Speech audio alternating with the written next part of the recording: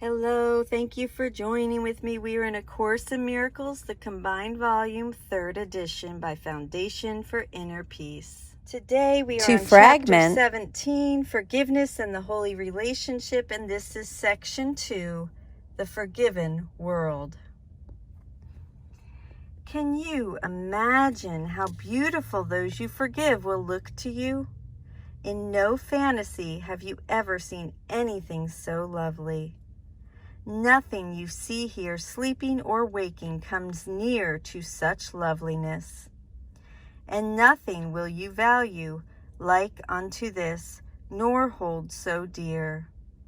Nothing that you remember that made your heart sing with joy has ever brought you even a little part of the happiness this sight will bring you. For you will see the Son of God. You will behold the beauty the Holy Spirit loves to look upon, and which he thanks the Father for. He was created to see this for you until you learn to see it for yourself, and all his teaching leads to seeing it and giving thanks with him. This loveliness is not a fantasy. It is the real world, bright and clean and new, with everything sparkling under the open sun. Nothing is hidden here, for everything has been forgiven, and there are no fantasies to hide the truth. The bridge between that world and this is so little and so easy to cross that you could not believe it is the meeting place of worlds so different.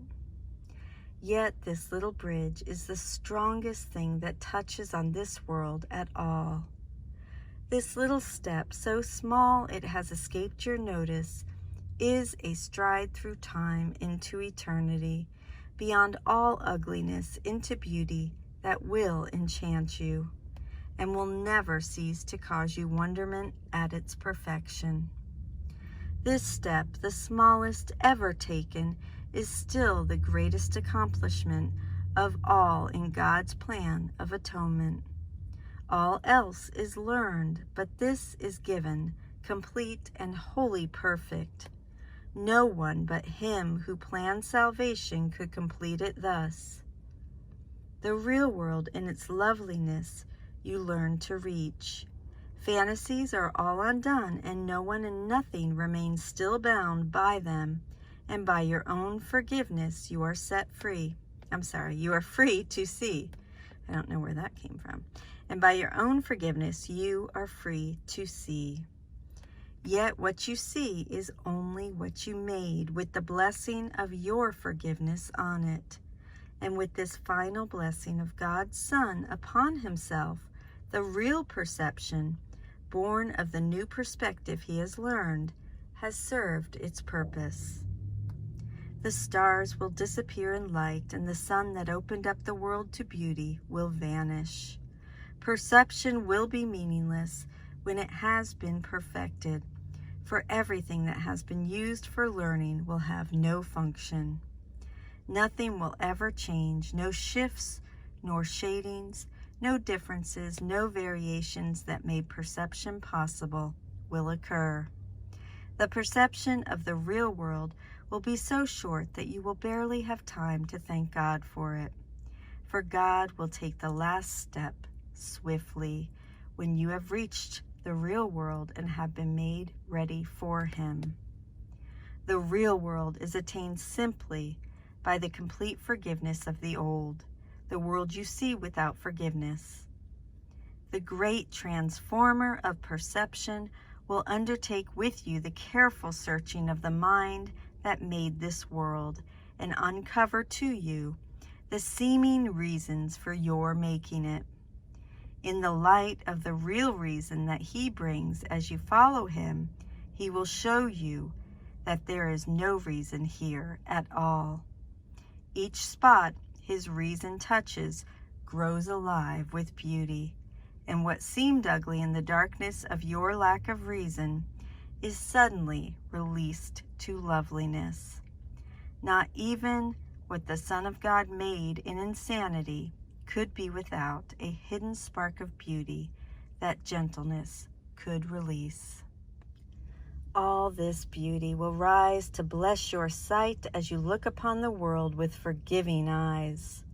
For forgiveness literally transforms vision and lets you see the real world reaching quietly and gently across chaos, removing all illusions that had twisted your perception and fixed it on the past. The smallest leaf becomes a thing of wonder, and a blade of grass a sign of God's perfection.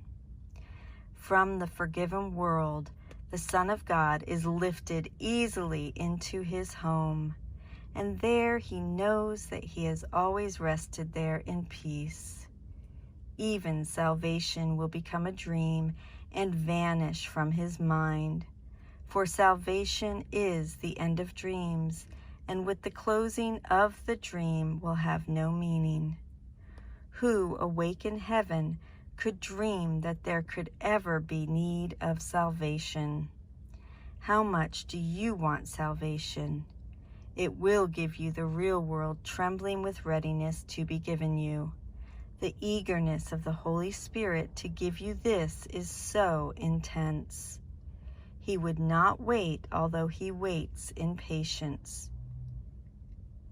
Meet his patience with your impatience at delay in meeting him. Go out in gladness to meet with your Redeemer and walk with him in trust out of this world and into the real world of beauty and forgiveness.